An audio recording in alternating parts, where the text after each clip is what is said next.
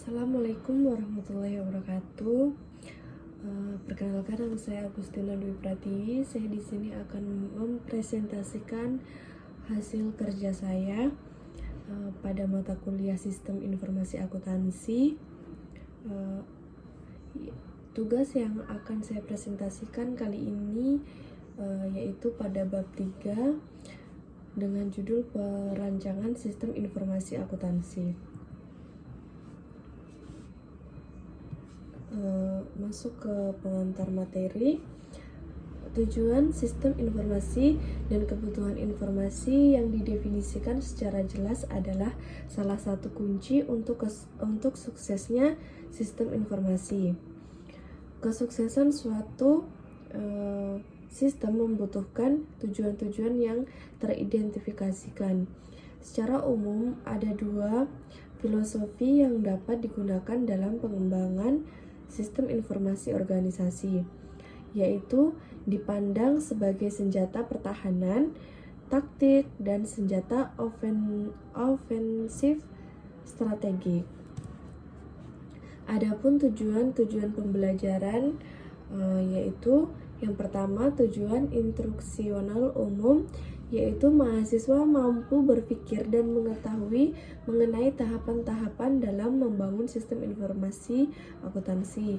Kemudian yang kedua, tujuan instruksional khusus, yaitu setelah mempelajari bab ini, mahasiswa diharapkan dapat menjelaskan antara lain teknik dokumentasi, kemudian pemodelan sistem berbasis data, dan pemodelan sistem berbasis dokumen.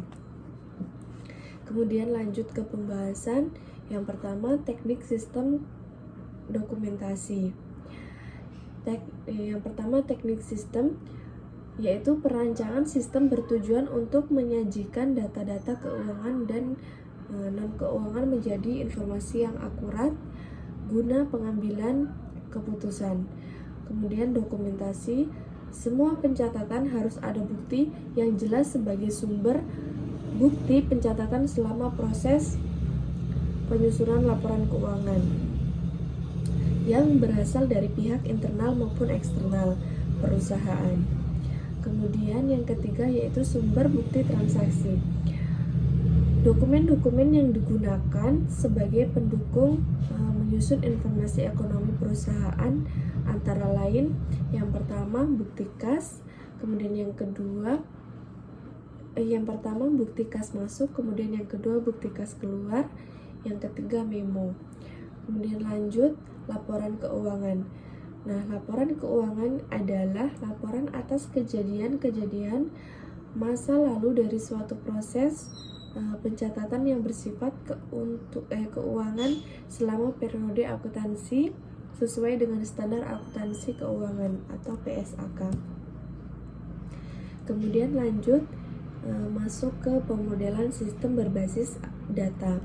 Yang pertama itu ada diagram relasi entitas atau REA. Diagram REA adalah suatu teknik dokumentasi yang digunakan untuk menyajikan relasi antara entitas dalam sebuah sistem. Kemudian yang kedua ada flow map. Flow map itu adalah perangkat lunak yang digunakan atau didedisikan untuk menganalisis dan menampilkan interaksi atau aliran data. Nah, jenis data dalam arti khusus ada dua lokasi geografis yang berbeda terhubung ke masing-masing item data. Nah,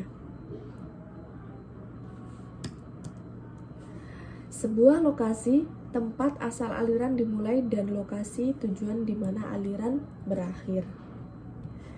Kemudian masuk ke pemodelan sistem berbasis dokumen. Yang pertama itu simbol flow chart. Flow chart merupakan diagram simbol yang menunjukkan arus data dan tahapan operasi dalam sebuah sistem. Kemudian yang kedua, diagram arus data.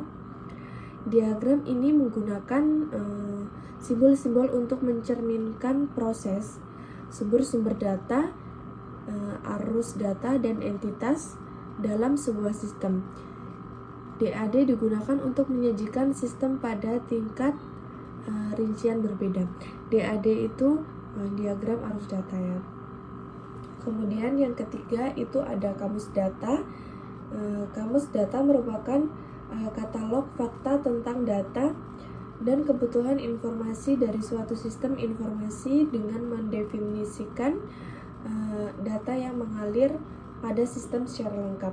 Kemudian yang terakhir itu ada normalisasi.